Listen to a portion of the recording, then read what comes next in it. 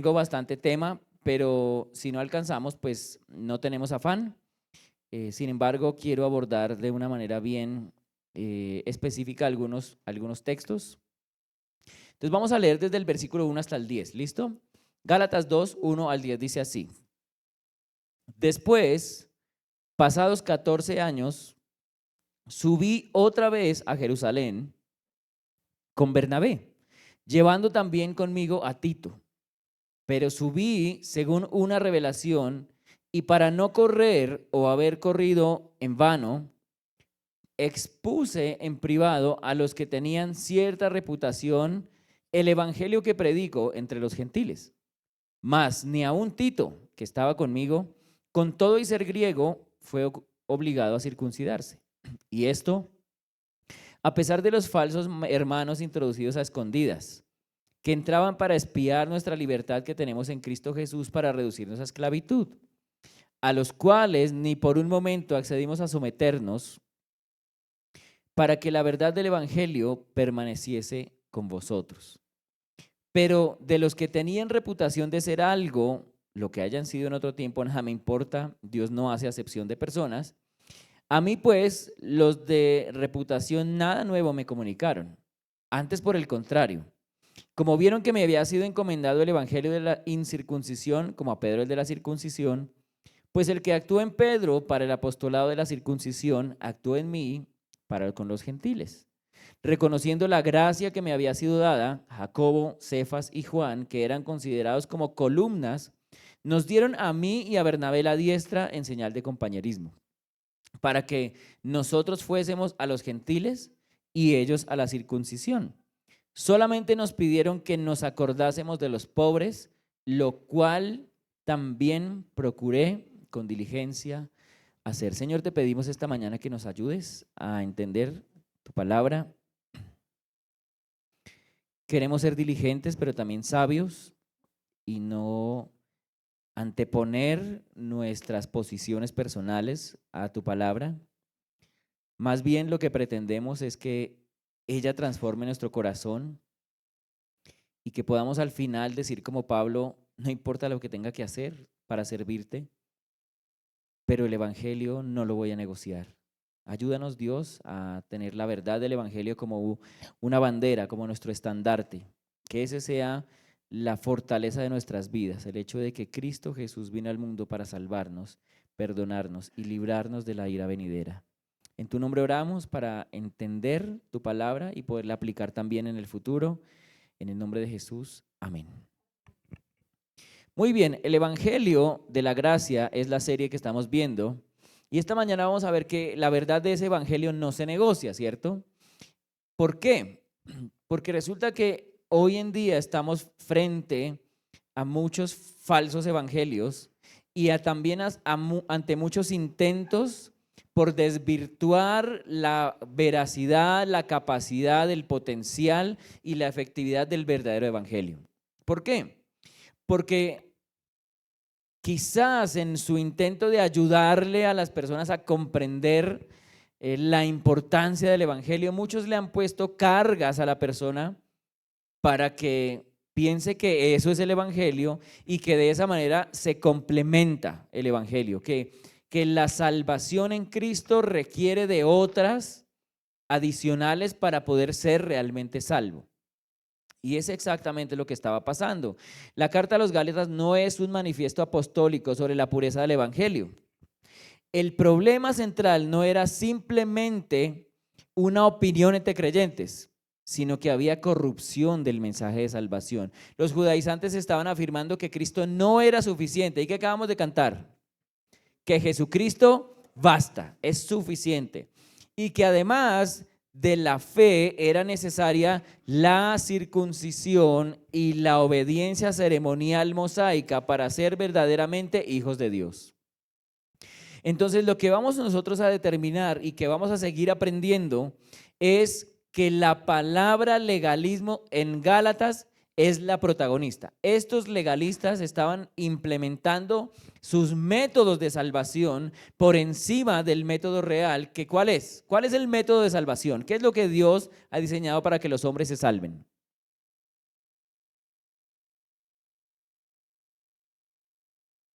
la muerte, sepultura y resurrección de Cristo Jesús. Ese es el plan. Y luego de que diseña el plan, le dice a los hombres, lo único que tienen que hacer es creer en ese plan. Fin de la historia. Así que desecha por completo cualquier obra humana como mérito o meritoria para otorgarle salvación. Dios otorga salvación a todo aquel que cree y no a todo aquel que se esfuerza. Amén.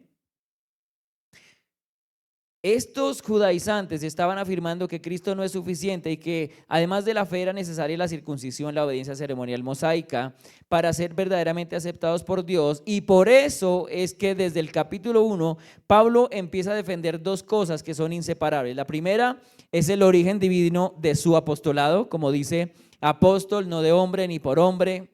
Y luego el origen divino del Evangelio de la Gracia y la suficiencia absoluta de él para perdonar, salvar, justificar, predestinar y darle un fin glorioso a todos los hijos de Dios. No es necesario una obediencia absoluta para ser salvos. Es necesario ser salvos para una obediencia absoluta.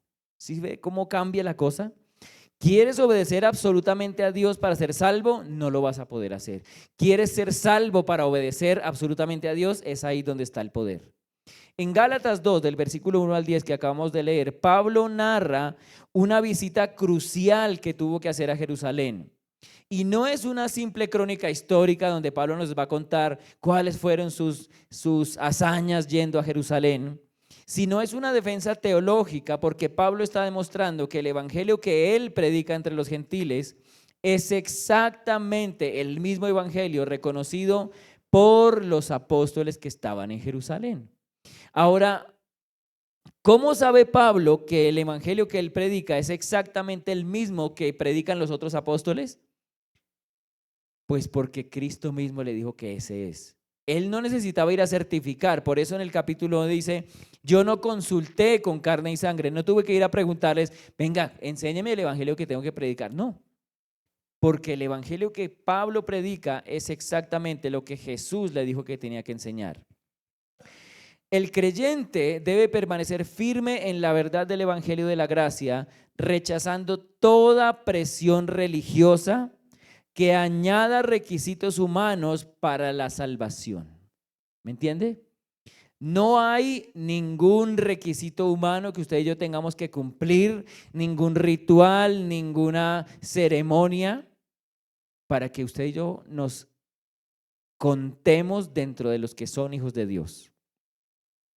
Porque a los que Dios les da el derecho de ser hijos de Dios, ¿quiénes son según Primera de Juan? A los que creen. Solamente hay que creer.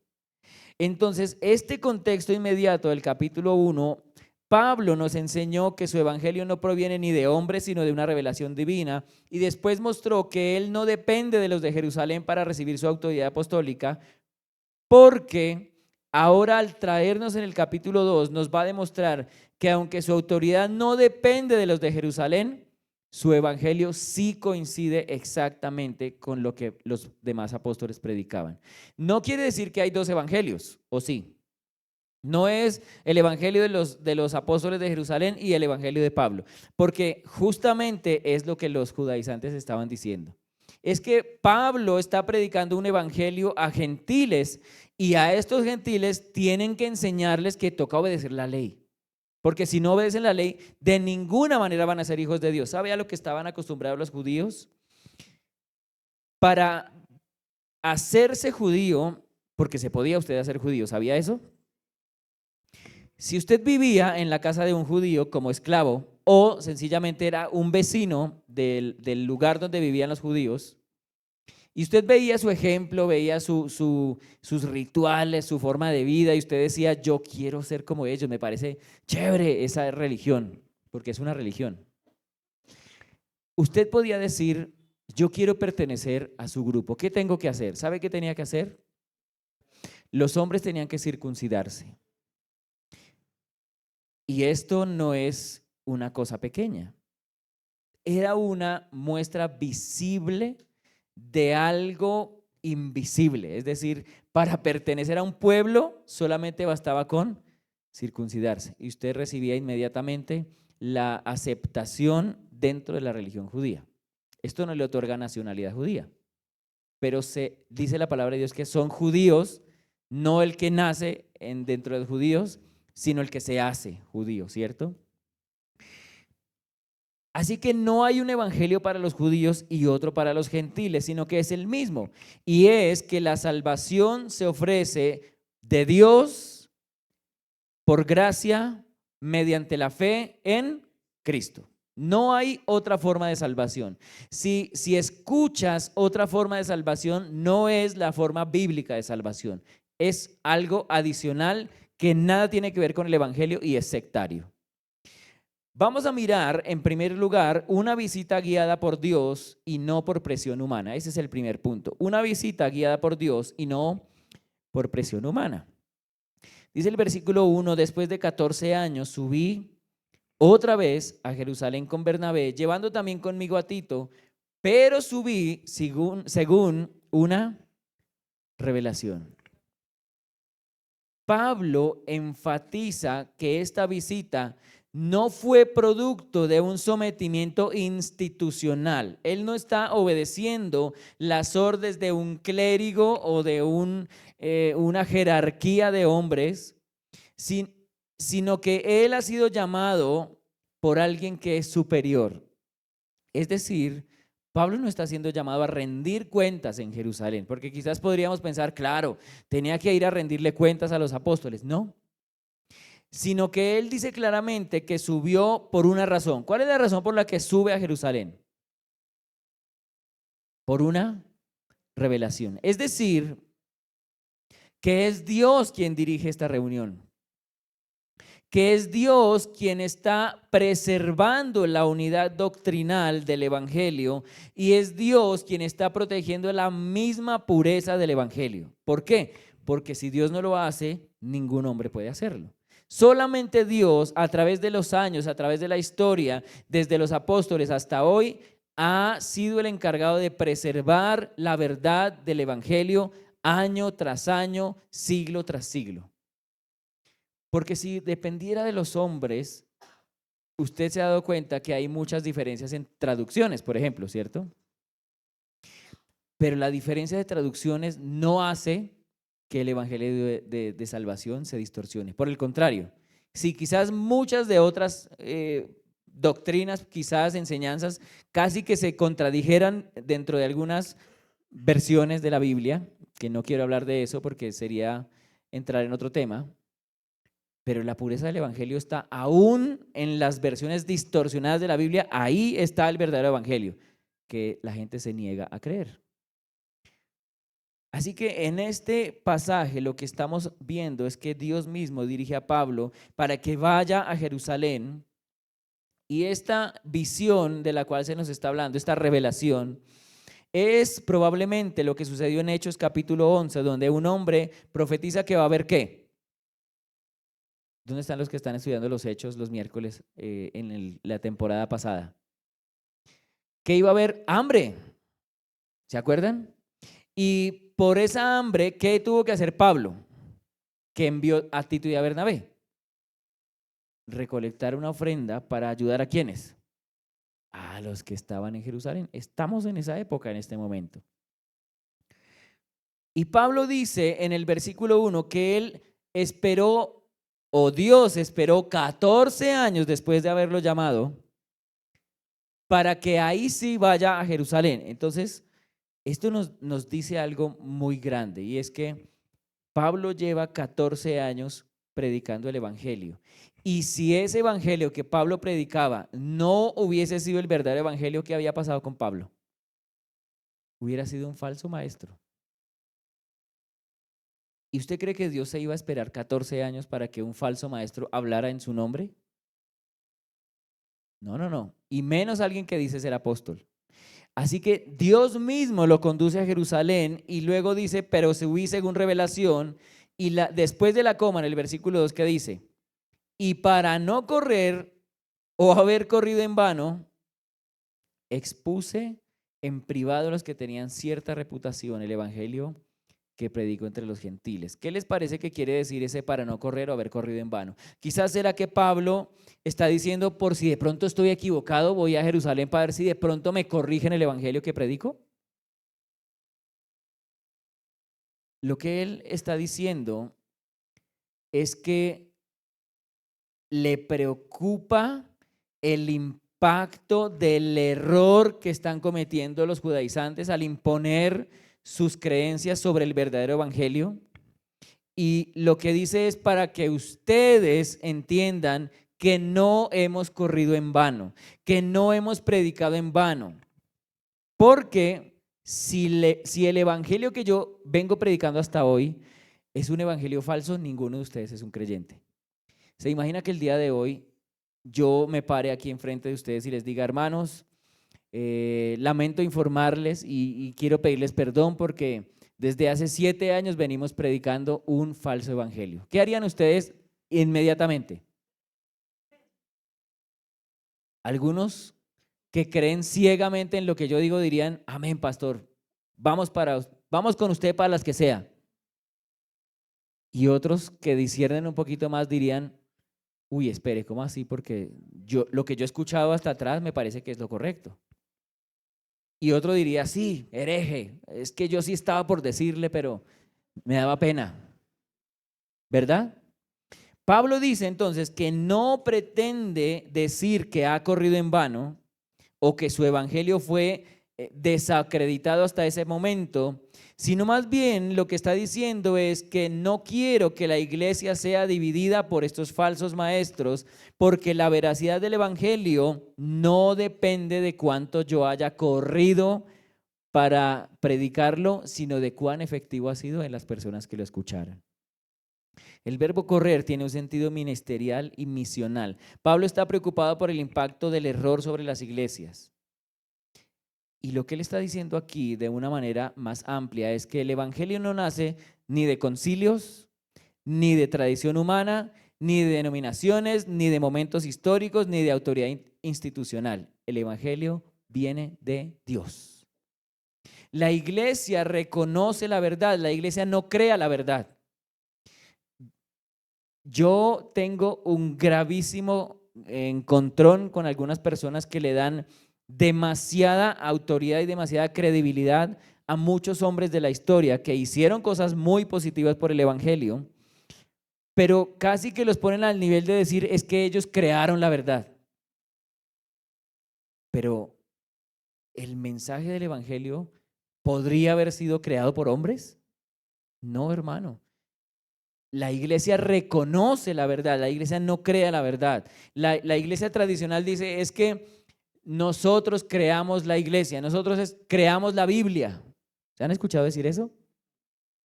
Pues ahora lo están escuchando. ¿Es cierto que la iglesia tradicional creó la Biblia?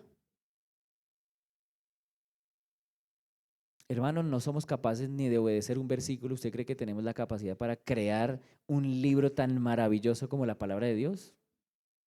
Si no es de Dios, ¿de quién más podría provenir? Mira, hoy muchos quieren un evangelio aprobado por la cultura, ¿cierto? Que se adapte a la cultura, que se amolde a todo lo que está de moda, a lo chévere, a lo cool, a lo que está in, a lo que es viral, a lo que aprueban todas las personas. Quieren un evangelio que esté aprobado por las emociones. Es que me siento, ahí me siento, es que es ahí donde debo estar porque es que ahí me siento bien. Quieren un evangelio aprobado por movimientos religiosos. No, es que yo he visto que los que están afiliados a esa denominación, esos son los verdaderos. Pero resulta que no nos movemos y no predicamos un evangelio porque lo diga la iglesia tal o porque lo diga el predicador tal. Nosotros creemos en el verdadero evangelio porque justamente es un evangelio que no se adapta al hombre, se adapta al estándar de Dios, de la santidad que debe tener el hombre. La iglesia contemporánea enfrenta diferentes presiones que son similares a las que enfrentaban los Gálatas, que son las siguientes. Legalismo. ¿Hay legalismo en muchas congregaciones, sí o no? Sí. Hay muchas iglesias donde a usted no lo van a tomar como un creyente hasta que usted no hable en lenguas, por ejemplo. Es que hasta que no hables en lenguas no me puedes decir que eres un verdadero hijo de Dios. ¿Así? ¿Y dónde estás en la escritura? Es que hasta que no cambies tu forma de vestir, no vas a ser salvo. ¿Así? ¿Y dónde está la Biblia eso? Hay evangelios de moralismo.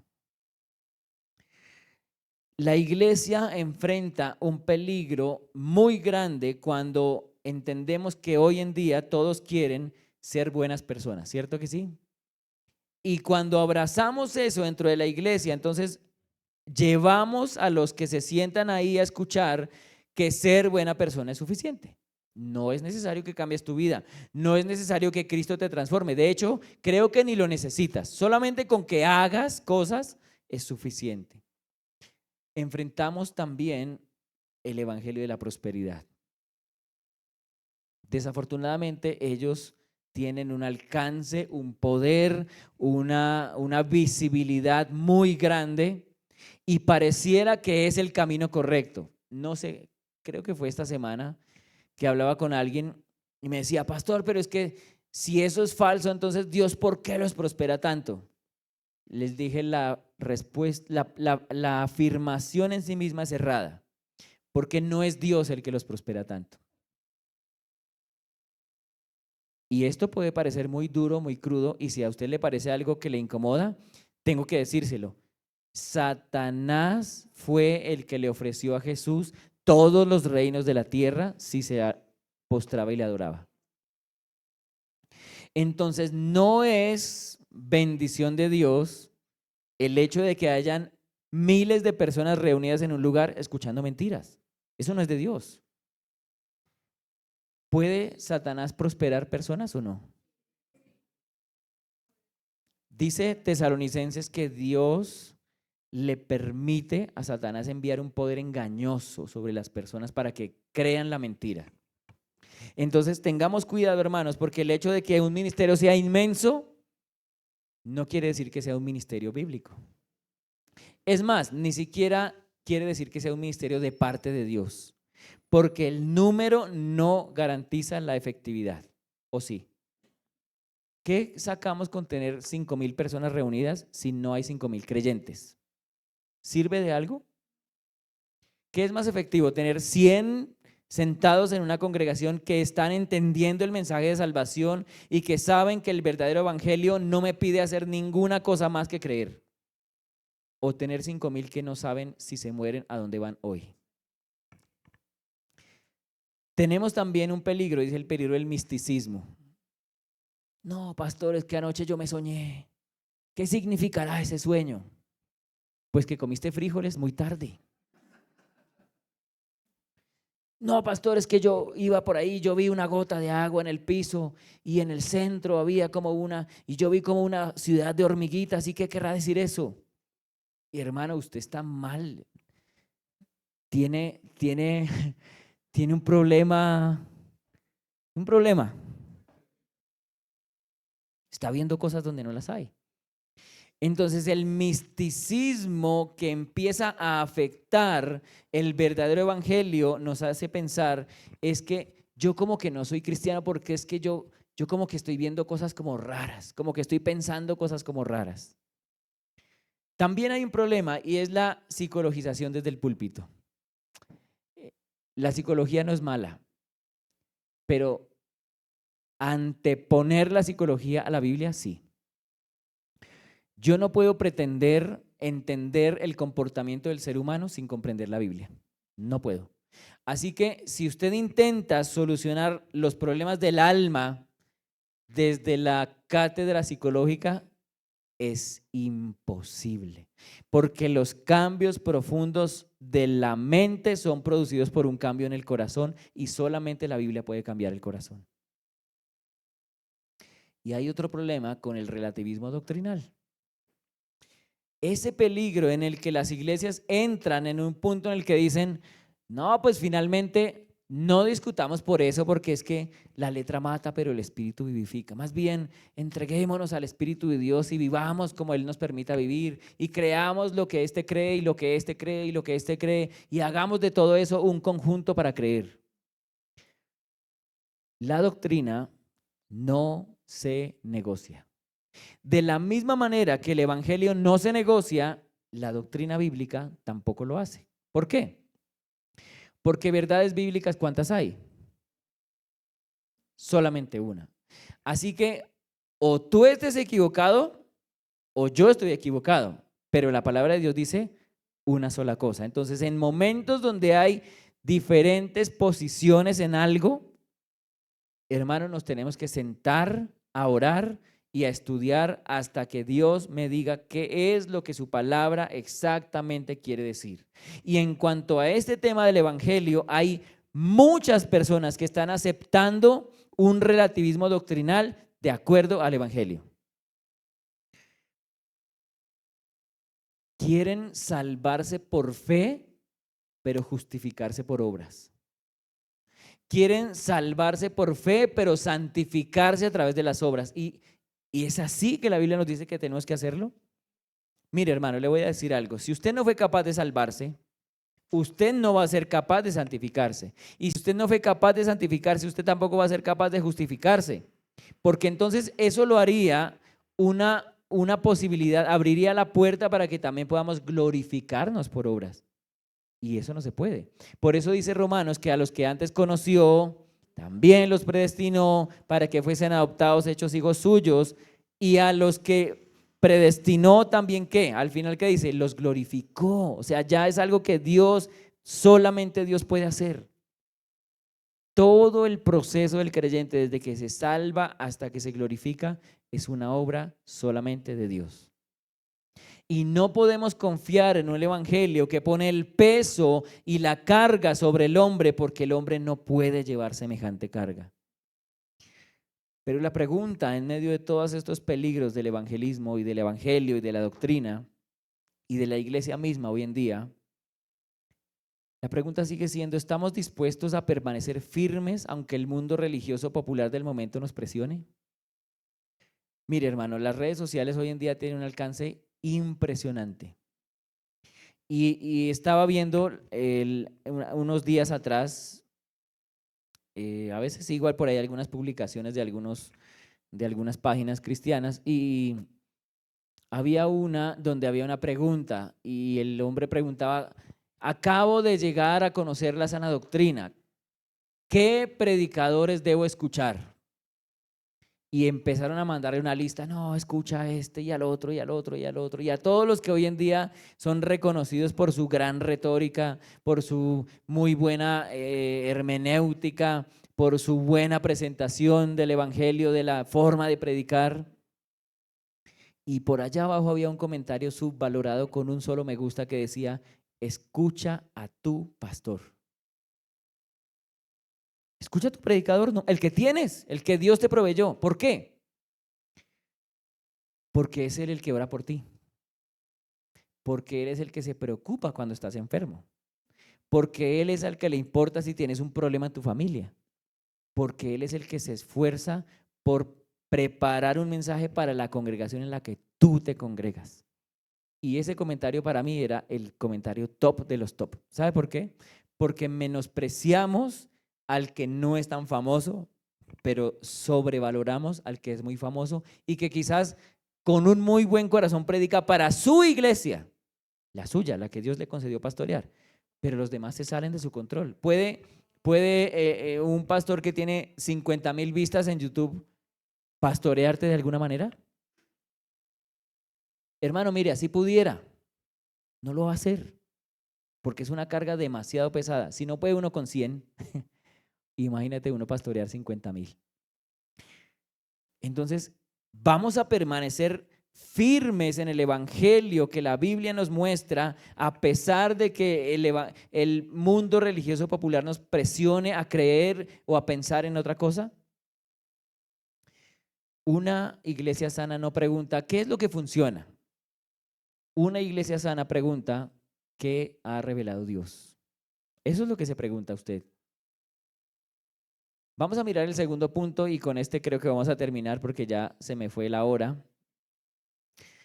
El segundo punto es, la gracia no puede coexistir con el legalismo esclavizante. No hay una manera en la que las dos cosas estén bien puestas en el mismo lugar.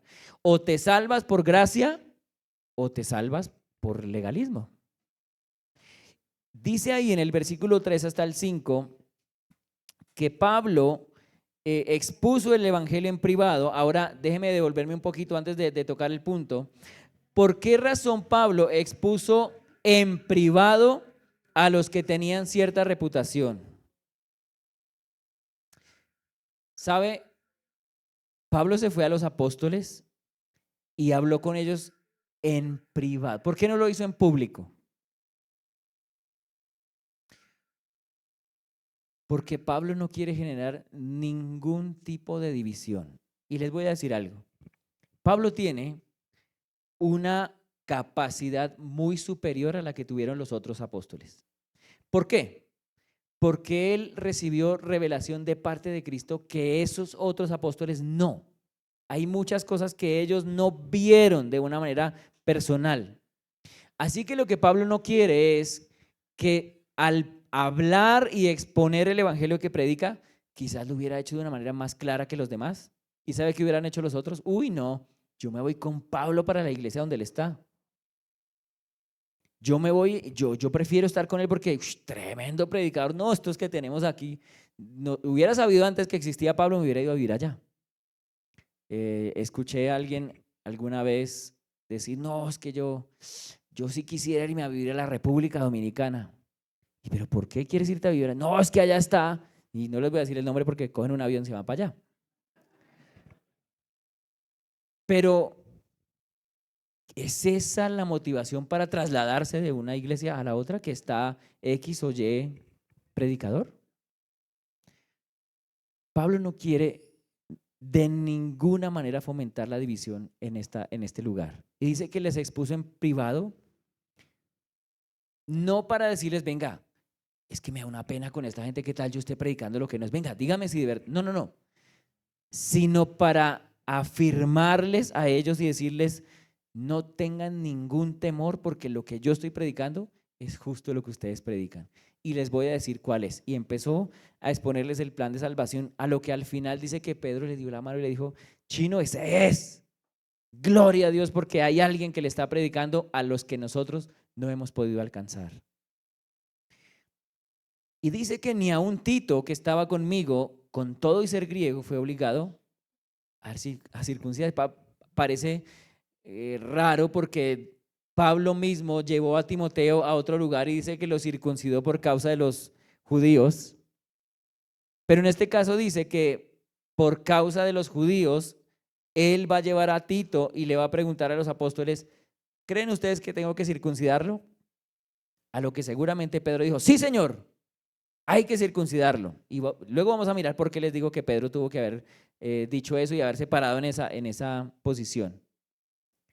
Pero resulta que hubo un consenso final y Pablo dice, yo no lo voy a circuncidar. Y me da pena con ustedes, pero el evangelio de salvación dice que no es necesario. Y todos dijeron, amén, no es necesario. Entonces llevan a Tito como prueba y la razón por la que a uno lo circuncida y a otro no es porque cuando circuncida a Timoteo es que ellos probablemente iban a morir apedreados si ese hombre no lo hace. Pero aquí no, aquí es una cuestión con gente madura, con personas que ya están a la altura de un apóstol, que pueden entender rápidamente lo que Pablo les quiere decir. Tito era un gentil, era un griego, ¿cierto? Además era incircunciso, pero era plenamente salvo, ¿sí o no? Los judaizantes querían convertir la circuncisión en un requisito espiritual para ser salvo. Pero Pablo, entendiendo el peligro, lleva a Tito de una manera bien intencional y les dice, si Tito se circuncida porque ustedes dicen que es doctrinal, estamos en una diferencia abismal y entonces en este caso el evangelio que ustedes predicarían sería el incorrecto. Entonces fíjese que Pablo no está para pedirles permiso para ver si de pronto puedo predicar así, sino para afirmar y decirles, este es el verdadero evangelio. quiero que ustedes me ayuden porque quiero que respalden lo que yo estoy predicando ahí en Galacia, porque ahí hay unas voces que están diciendo que no, que toca circuncidarse. Pablo entendió este peligro de que si Tito se circuncidaba por necesidad doctrinal, el evangelio quedaría comprometido, ¿cierto? Si los apóstoles le hubieran dicho, uy, no, mijo, pero es que ahí sí la estás embarrando porque tienen razón, tienes que circuncidarlo. Pero ¿sabe qué le dicen los apóstoles? No, tienes toda la razón, no hay que hacerlo. Por eso Pablo no cede y en el versículo 5, bueno, vamos a leer el versículo 4 antes. Dice, y esto a pesar de los falsos ¿qué? Que se introdujeron ¿cómo? ¿Cómo va a entrar un falso maestro, un falso hermano dentro de la iglesia? Va a entrar diciendo, yo soy un falso hermano, aquí estoy, mírenme todos, hey, si me vieron, reconózcanme la cara, tómenme fotos para que me vean bien y luego se acuerden de mí. Se va a presentar como, yo no sé si este término está bien, pero discúlpenme porque sé que hay algunos que tienen, le hacen mucho énfasis a estos nombres, pero para mí no es relevante. Soy un puritano. Y yo soy el que aquí sabe todo. Bueno, entonces, tranquilos hermanos, algún día entenderás las verdades que yo conozco. Y se va a presentar como eso, ¿cierto? Como una persona muy culta, que sabe más que los demás, que entiende. No, es que yo ya he estudiado esto, yo ya he estudiado y se va a presentar así y luego va a revelar su verdadero rostro. Y dice Pablo aquí que esos son ¿qué? Falsos hermanos que se introducen a escondidas, que entraban ¿para qué? ¿Para qué entraban a la iglesia? Para espiar nuestra libertad que tenemos en Cristo Jesús. ¿Para qué? Para reducirnos a esclavitud. Entonces es lo que va a hacer, estas personas lo que hacen es que entran en las congregaciones y aún muchos de ellos en nuestras iglesias llegan a ser miembros. Y cuando son miembros y se sienten capacitados y con cierto poder y reconocimiento, empiezan a soltar la bomba. Sí sabe que nosotros no solamente por fe que nos salvamos, ¿no? Y como el hermano ya tiene reconocimiento o la persona ya alguien lo escucha porque ya es conocido y lo respetan porque ha visto que el hombre participa y habla y es de verdad. Y como, Epen, cuéntame eso. Pues mira, la Biblia dice que tienes que circuncidarte. ¿En serio? ¿Y por qué Pablo no nos dijo eso antes? Pablo está descubriendo a los Gálatas que todos aquellos que entraron con esas ínfulas de saber son falsos hermanos que lo único que hacían era mirar milimétricamente y medir y examinar y grabarse en la cabeza todo lo que hacían para después saber cómo eliminarlos. Dice para reducirnos a esclavitud. A los cuales, y este es el mensaje de Pablo que me encanta, ni por un momento, dice, accedimos a someternos. La expresión griega en el idioma original significa y hace un énfasis, resistimos de manera categórica hasta que logramos que se impusiera la verdad. ¿Sabe que a veces la verdad no solamente se habla, sino que hay que imponerla, hermano? Estamos en un mundo donde la verdad se ha vuelto relativismo. Entonces tú tienes tu verdad, yo tengo mi verdad, tú tienes tu verdad, el otro tiene su verdad, pero la Biblia es una sola verdad y desde el púlpito los que predicamos y los que enseñan la Biblia tenemos que imponer la verdad. Y ese imponer no significa obligarlo a usted a creer. No, usted puede seguir creyendo todas las mentiras que quiera, pero yo desde aquí les voy a decir, la única verdad que existe es esta. Fin de la historia. ¿Me entienden? Pablo llama aquí a pensar, hay unos falsos hermanos, pero ¿quiénes eran esos falsos hermanos? Él los describe como los que se introdujeron a escondidas. Y el lenguaje aquí utilizado es un lenguaje militar de espionaje.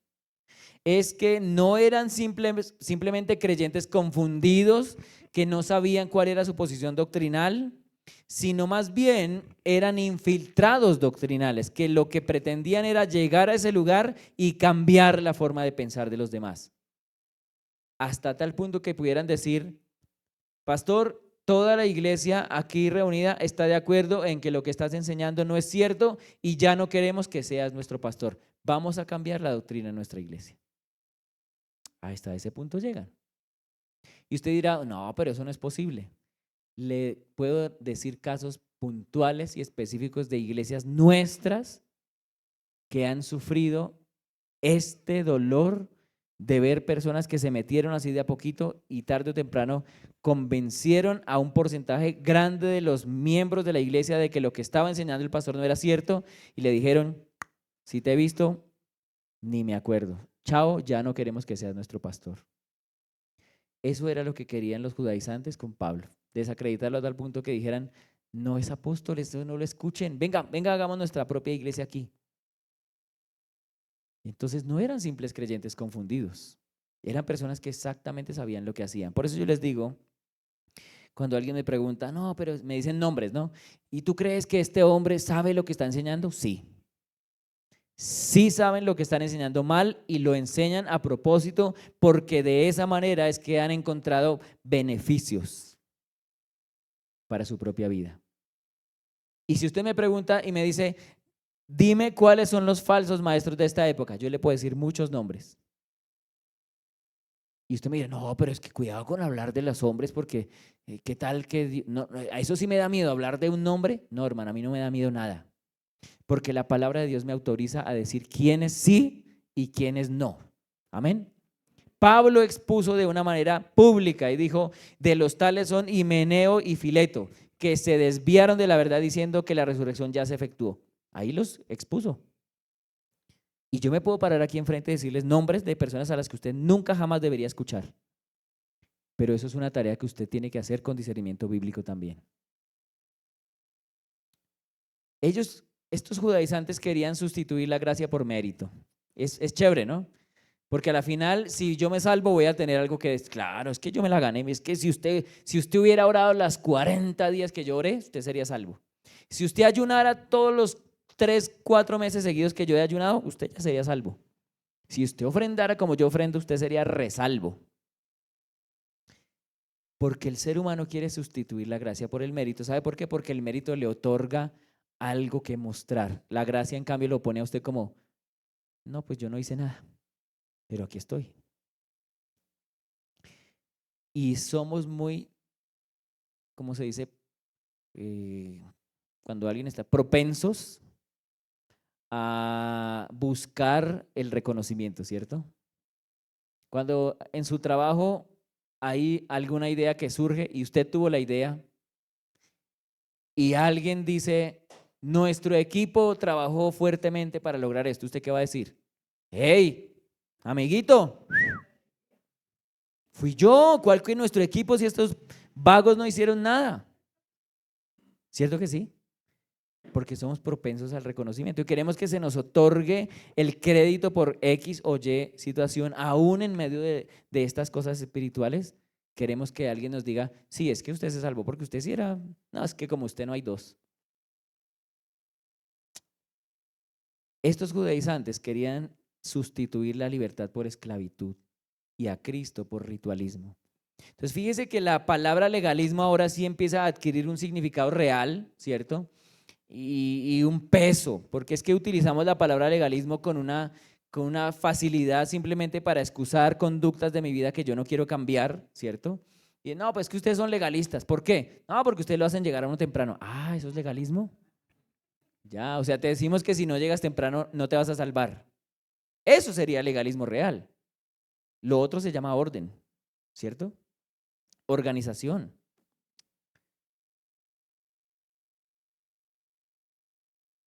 Agregar cualquier requisito humano a la obra redentora de Cristo destruye el poder y la eficacia del Evangelio. Es decir, que el Evangelio no fue suficiente. Es decir, que la cruz de Cristo, subirse a la cruz para morir por usted y por mí, no le alcanzó para salvarnos. Hacía falta otro poquito más. La salvación y el mensaje del Evangelio no es lo siguiente: Cristo más ley, no es. Tampoco es Cristo más obras, no es. Cristo más rituales, no es. Cristo más méritos, no es. Cristo más iglesia, no es. Cristo más ofrendas, no es. Cristo más bautismo, no es. Cristo más ayuno, no es. Cristo más encuentro, no es. Es Cristo y solamente Cristo. Y la salvación no depende ni de ceremonias, ni de tradiciones, ni de experiencias sensoriales. Es que yo sentí un frío hasta arriba y después un calor hasta abajo. No depende de códigos externos ni de una identidad religiosa. Depende de mi disposición de doblegarme ante el poder del gran Dios que me está mandando que me arrepienta. Eso es la salvación verdadera. Depende únicamente de la obra suficiente de Cristo en la cruz para salvar sin obras a todos los que creen. Pero sabe, todavía existen falsos hermanos modernos, no como estos que querían judaizar a los demás. Hay quienes predican que la aceptación de Dios depende del desempeño humano. Hay quienes reemplazan el nuevo nacimiento por un moralismo y hay quienes hacen de reglas externas la medida espiritual. ¿Sabe que hay iglesias donde la ropa lo salva a usted? Hay iglesias donde las tradiciones lo salvan a usted. Hay iglesias donde el activismo lo salva. Hay iglesias donde la apariencia y sus ofrendas lo salvan. Pero Pablo dice, para que la verdad del evangelio permaneciese. La iglesia debe discernir que no toda persona religiosa defiende realmente el evangelio. Hay una diferencia abismal entre un religioso y un evangélico. Ahora sí, aprópiese de ese título. ¿Cuántos de ustedes son evangélicos? Somos, aunque usted no lo crea. Porque ¿sabe qué pasa? El título ha sido mal asociado con personas que no entienden el evangelio. Son religiosos. Pero los verdaderos evangélicos son los que entienden el evangelio y se han salvado a través del mensaje del evangelio de la gracia. Entonces, si usted no es evangélico, tenemos que hablar de su pecado y de una posibilidad de salvación para usted esta mañana. Tenemos que definir y saber en qué lugar estamos. ¿Somos religiosos o somos nacidos de nuevo por el evangelio?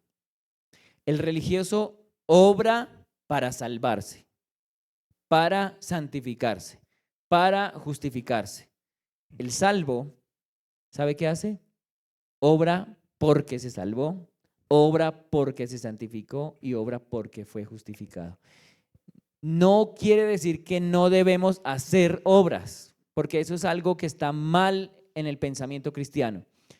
Bueno, entonces como ya somos salvos y la gracia nos abraza tal cual como somos. No, la gracia no te abraza tal cual como eres, te abraza a pesar de lo que eres para que cambies. Eso es lo que Dios hace con el Evangelio de la Gracia.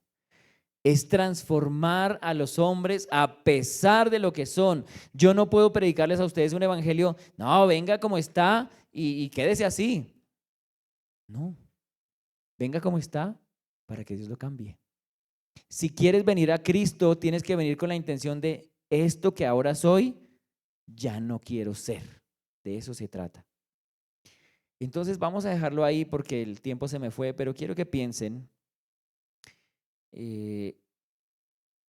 ¿Cuál es el evangelio que estás persiguiendo? ¿Cuál es el evangelio que crees? ¿Es el evangelio que te salva por hacer cosas? ¿O el evangelio que te salvó y por él haces las cosas que haces? Para que la verdad del evangelio permaneciese en nosotros, dice el apóstol Pablo en el versículo 5. Y vamos a ver luego desde el 6 al 10, pero es necesario que nos hagamos una pregunta. Quizás has reemplazado hoy el evangelio por religión o tradición, por esfuerzo humano, por apariencia espiritual. Pero yo quiero recordarles que la salvación no se gana, ni se merece, ni se complementa. Solamente se recibe por gracia, por medio de la fe. Ya hoy puedes decir que has creído en esa verdad, que es innegociable, o todavía estás esperando que tus propios esfuerzos te lleven al cielo. Si es así, pues déjame decirte que no vamos para ningún Pereira, dicen por ahí. No hay cómo justificarse por sus propios medios, hermano. o querido amigo que viene esta mañana. El único camino, la verdad y la vida se llama Cristo Jesús. Si no crees en Él, serás condenado. Señor, gracias por tu palabra esta mañana. Ayúdanos a creer, confiar en este verdadero evangelio y a pensar de una manera clara como quizás lo pensaba el apóstol Pablo. Estoy seguro que él estuvo dispuesto para servirte a ti, a hacer cualquier cosa que tuviera que hacer para servirte a ti, a dejar cualquier cosa que tuviera que dejar para servirte a ti. Porque él ni siquiera estimó su propia vida como una cosa a que aferrarse, de la misma manera que lo hiciste tú, nuestro Salvador. Y si siguiéramos ese patrón en el que no ponemos ni siquiera nuestra propia vida por delante para aferrarnos a ella y decir, no, es que no sirvo porque me toca dejar, porque me toca hacer, porque me toca ir.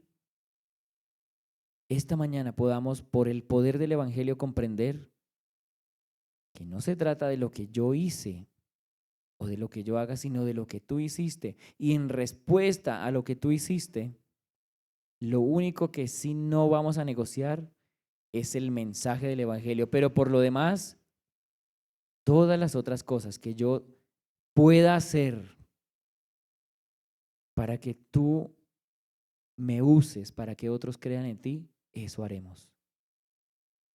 Gracias, Señor, por el ejemplo del apóstol Pablo y de Tito también, que quizás aún estaba dispuesto a circuncidarse si así se lo pedían, pero que recibió una muy buena noticia cuando los apóstoles dicen, no es necesario que lo hagas para salvarte. Gracias, Señor, porque la salvación solamente te pertenece a ti. Porque no hay mérito que hayas visto en nosotros, sino que el maravilloso poder de tu gracia nos otorga la paz por medio de Cristo. Oramos para que podamos experimentar esa paz y esta mañana, si hay alguien aquí quizás que no ha experimentado la paz que solamente tú puedes dar, Señor, dales paz contigo. Convéncelos de la necesidad urgente que tienen de dejar atrás la vida de pecado que los separa de ti, Señor. Y que hoy puedan arrepentirse, que hoy puedan creer y declarar que solamente tú, Jesucristo, eres nuestro Rey y nuestro Señor por los siglos de los siglos, el único que salva. Oramos a ti, nuestro buen Padre, por los méritos de Cristo y con la dirección del Espíritu Santo, para quien es la gloria y la honra por siempre, por los siglos de los siglos. Amén. Dios les guarde, mis amados hermanos. Un abrazo. Nos vemos el próximo miércoles en reunión casera. Perdón, este miércoles, ¿qué fecha es?